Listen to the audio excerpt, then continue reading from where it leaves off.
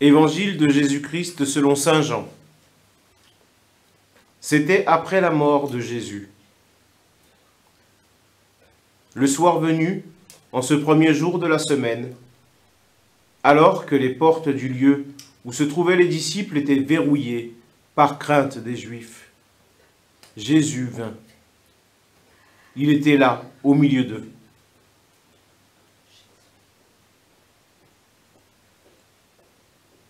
Il leur dit, « La paix soit avec vous. » Après cette parole, il leur montra ses mains et son côté.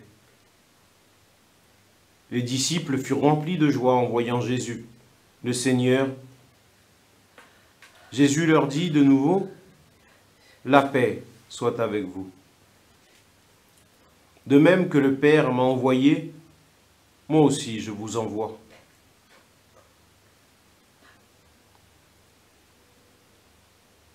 Ayant ainsi parlé, il souffla sur eux, et il leur dit, « Recevez l'Esprit Saint. À qui vous remettrez ses péchés, ils seront remis. À qui vous maintiendrez ses péchés, ils seront maintenus. » Or, l'un des 12, Thomas, appelé Didyme, c'est-à-dire jumeau, n'était pas avec eux quand Jésus était venu.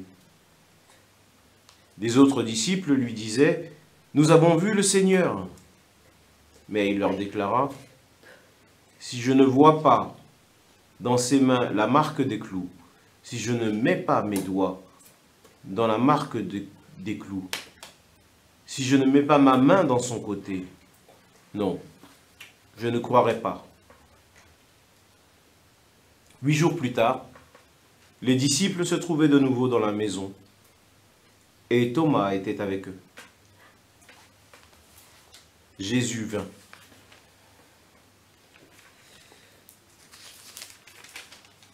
Alors que les portes étaient verrouillées,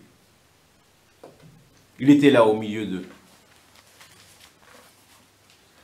Il dit, « La paix soit avec vous. » Puis il dit à Thomas, « Avance ton doigt ici, et vois mes mains. Avance ta main, et mets-la dans mon côté. Cesse d'être incrédule, sois croyant. » Alors Thomas lui dit, « Mon Seigneur et mon Dieu. » Jésus lui dit, « Parce que tu m'as vu, tu crois? Heureux ceux qui croient sans avoir vu. »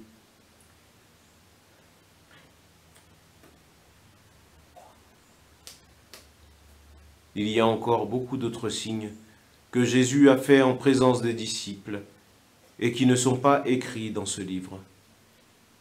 Mais ceux-là ont été écrits pour que vous croyiez que Jésus est le Christ, le Fils de Dieu, et pour qu'en croyant, vous ayez la vie en son nom.